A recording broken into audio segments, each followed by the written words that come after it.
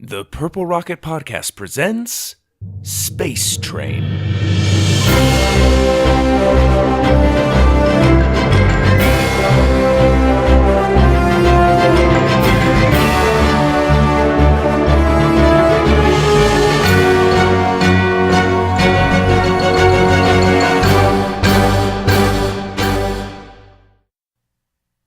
Episode 1: The Purple Rocket. Doug couldn't sleep a wink. He just stared up at the stars and galaxies that glittered above him in the night sky. Well, it wasn't exactly a night sky. It was Doug's bedroom ceiling covered in little glow-in-the-dark stickers. Either way, the green specks and swirls served as a reminder of the ultimate test waiting for him the next morning. For tomorrow was the rocket competition. His dad poked his head in the doorway. "Everything okay?" he asked. Doug just stared up at the glowing green stickers. "I guess," he said softly. His dad stepped into the room. "Doug, you're going to do great. Don't worry about it." "It's purple," Doug mumbled. The plan, originally, was to build a blue rocket, one that'd get lost in the sky when it soared higher and higher. But all he had to work with was an empty purple grape soda bottle left over from his sister Meg's birthday party. Purple was not what he wanted. "Purple," his dad said, "is the color of royalty. You, my friend, are going to rule the skies tomorrow." Doug liked that idea. A rocket to rule the skies. He smiled, and his dad smiled back. "Good night, bud." "Night, Dad." As his dad left the room, Doug rolled over on his side and looked at the rocket they'd built together. The moon's light cast perfectly through the window over it and gave it an otherworldly shimmer. Sharp plastic fins jut out from the big bottle that stood like a trophy on the table.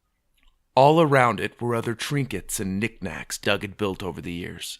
A Ferris wheel made of macaroni, a race car made from cardboard, and even a castle made of plastic utensils. And yet, none had given him nearly as much satisfaction or pride as the rocket. "The purple rocket," he whispered, and with thoughts of victory, he fell fast asleep. The next morning, Doug bolted down the stairs, ate his breakfast as fast as he could, brushed his teeth, spiked his dark hair, and ran out the door. "Douglas," his mother called, "don't forget your rocket." Whoa, that was close, he thought. He'd almost forgotten the whole reason for the rush. He burst back through the door and grabbed it, but when he turned to leave too quickly, he bumped into a chair and it was knocked to the ground. "Careful, Douglas," said his dad. "I got it." Doug picked it up off the floor and ran out the door. All he could think about during school was how high it would fly. Maybe it'll cut a hole in the cloud, making it look like a donut, he imagined. He pictured his entire class chanting his name and carrying him on their shoulders after his rocket vanished into oblivion. Finally, the bell rang. Oh boy, this was it. The moment he'd been waiting for. He grabbed his rocket and went to recess where his class lined up along the grassy field. It was a beautiful day to fly. The sky was blue with a few poofy clouds, a light breeze to make it comfortable, but not enough to blow their rockets off course. The smartest girl in class standing by his side. "Hi, Doug," said Lydia, setting down her rocket right next to his. Her red ponytail and freckles were perfect, as usual. He wouldn't be surprised if she got extra credit for such a feat of perfection. After all, she was always the one to answer questions first, and correctly. "Good luck," she said after Doug took too long to respond. Hi, and good luck to you too," he finally responded.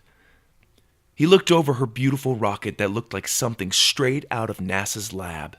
A slick red pipe with long orange fins and a pointed cap with stars on it.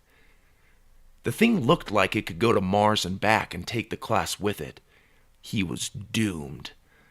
How was he going to impress anyone setting up next to that work of art? He looked over the rest of the rockets while he was at it. Some were shiny and tall, others were poorly painted and fat. One of them didn't even have fins. It just looked like a baseball bat standing straight up. Wait a minute, it was a baseball bat standing straight up. "Sorry, Lucas, that's not going to fly," said Mr. Erickson, their teacher. His furry mustache and thick dark eyebrows were serious and always meant business. "Aw, man," said Lucas, pulling his baseball bat off the platform.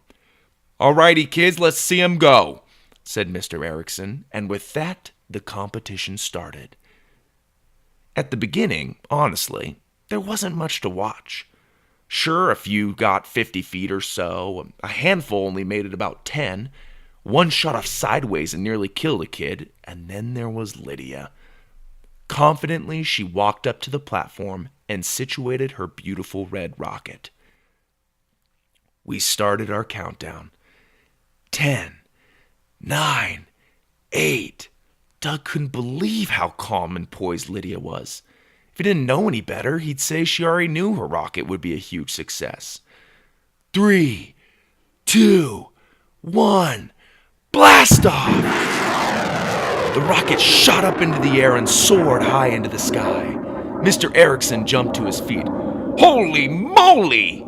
The class cheered as the red dot flew hundreds of feet and then descended gently, dangling from its parachute until it landed perfectly, oh so perfectly, in Lydia's hands. She was a natural. Next up, Douglas Colt. Doug walked over to the platform and set his rocket up. "Oh no," he groaned. One of the fins was broken. It must have snapped when he dropped it earlier. Doug's eyes got blurry. He hated it when they did that, because when your eyes get blurry, even if they don't turn into full-blown tears, people still see them and regard you as a crybaby. I, he started to say. "What's wrong?" asked Mr. Erickson, who hadn't an ounce of talent in dealing with emotional children. Then, out of nowhere, as if predicting the problem, Lydia broke off one of her rocket's fins, dug through her backpack for some glue, and ran over to Doug's side. How had she even seen what was wrong, he thought. She must have been at least a good 30 feet away. "Here," she said. "Mine fell off at least 100 times yesterday, so I brought this along just in case. Let's put a little glue here and just press it hard here and hold it, and that should do it. There you go." Doug was speechless. All this time he was worried about beating her, and here she was, going out of her way to save the day. "Thanks," was all Doug could say. "Don't mention it." Doug stepped back and let the class start the countdown.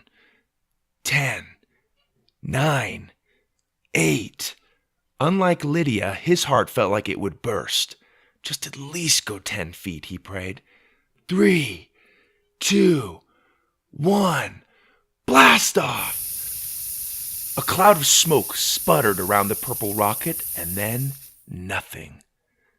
Dead like a dud firecracker. With his head down, Doug began the long walk over to retrieve his embarrassment. But before he could reach it, the smoke sucked back in the rocket and it ripped into the sky. It soared and soared and soared. It flew so high that the purple speck completely vanished into the clouds above. The class cheered and whistled, giving Doug goosebumps. The only one not joining in the celebration was Mr. Erickson. He was busy looking up as if waiting for something to happen. Then his brows curled into their usual frown. "Well, I'm sorry, Douglas," he said, "but I'm afraid in order to win the competition, your rocket must return. You have to prove that it survived the journey." Doug's stomach dropped along with all his hopes of victory. "The winner is Miss Lydia McIntyre," Mr. Erickson announced. The class clapped and cheered, but Doug could tell Lydia wasn't as happy about the announcement. While she graciously accepted her trophy, Doug stared up at the blanket of blue above him. He was so close. Later that night, Doug sat down to dinner with his parents and little sister Meg. But instead of gobbling down his towering dish of lasagna, he just poked at it like a fire log. You look disappointed, said his father. Geez, Dad, what gave it away? You have no reason to mope. You should be proud. Of what, losing? No, his father insisted. Of working. You worked very hard on that rocket, and it launched just as it was built to do. Doug stuck the fork in the lasagna. But I didn't win. Did you do your best? Well, yeah. Did you have fun? Sure. Then you won. Doug shook his head. I'm not following. Doug, it's not about winning or losing. It's about what you learn that matters. Okay. I learned I'm a loser. No, you learned how to build a rocket, how to manage your time wisely to finish a project. You learned teamwork, and no doubt you learned how you can improve for your next rocket. If you've put the effort in, learned something, and had fun, then you've won. Doug was starting to not feel so bad. But I didn't impress anyone, he said. Then you were doing it for the wrong reasons. Losing doesn't make one a loser. Moping about a fun project does. I guess it was a pretty cool experience, Doug said. There you have it. Be proud of your work, son. To Doug's surprise, his dad's words of wisdom made it feel a whole lot better. Maybe he was right. Maybe it wasn't all about winning. At any rate, it was by far the most ambitious thing he'd ever built. After a quick tuck-in from his dad, he jumped into bed. But as he lay his head down, he heard something crinkle under his pillow. That's odd. He didn't remember leaving anything under there. He reached under it and pulled out a piece of paper. It was too dark to read, so he turned on the lamp and held it up. It was a ticket, the edges of which were lined with silver engravings. Large silver letters across the top spelled the words, Space Train, Admission 1, and in smaller letters beneath, Departing at 4 o'clock sharp. Listen for the whistle. 4 o'clock, Doug wondered. Surely this was some kind of game his dad wanted to play to get his mind off of losing. That was the kind of thing he would do at a time like this. Doug looked the ticket over again. The detail and silver markings were impressive. His dad was really taking it up a notch.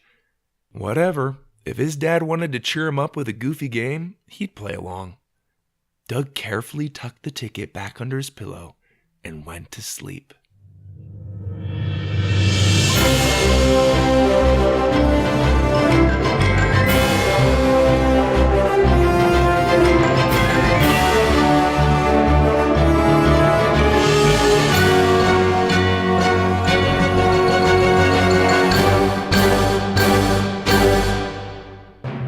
You've been listening to Space Train. Join us next time to find out more about Doug's special ticket. Is it really just a game his dad wants to play? Or is it something more?